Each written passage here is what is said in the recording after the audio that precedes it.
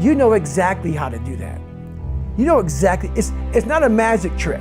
It's all back down to a very primitive mindset of we just have to do.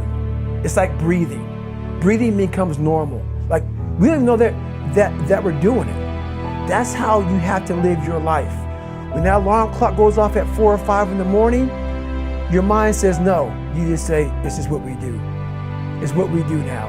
Because to get to where you want to go, the amount of pain involved, I'm not saying physical, I'm not saying you got to break yourself off.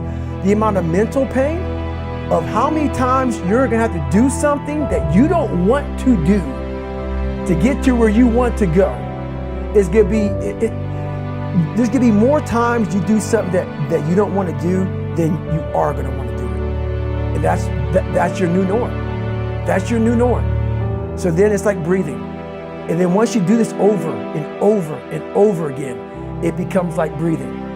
I don't want to live this lifestyle, but to get to the other side of this, I have to. So if you really want it, you realize what trying is and what trying is not.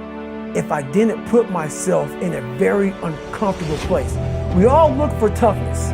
We all want it, but we look for it in a comfortable environment. You will not find toughness in a comfortable environment. Those of you who are listening to this, whoever hear this, you will not find it. I was trying to look for it everywhere. The only way you find it is to drown yourself in a position where you're just out of sorts, where you can't swim and you're drowning. You're drowning. You're drowning in life. But you say, you know what, man? I'm gonna figure out how to, and then through figuring out all these tools, your mind starts to, when you quit, your mind does this. Because you're out. Once you say, I'm not gonna quit, this is the 40%. When you quit, your mind says, we're done. So it doesn't expand. There's no expansion when you quit.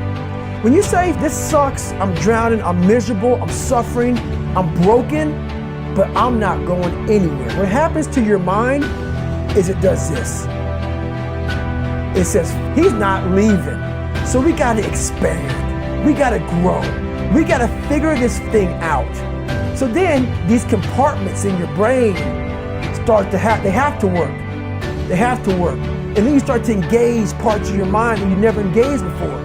But you can't engage it by sitting back in these nice chairs talking about what I want to do. That's where the 40% thing comes in. It comes in when you're in suffer mode and you say, I'm not going to quit. You're forcing your brain now to operate on a level it's not used to, but then it becomes used to it. Your brain is the most powerful weapon in the world. Once you put away your phones and your computers and all that shit we have nowadays, that's great.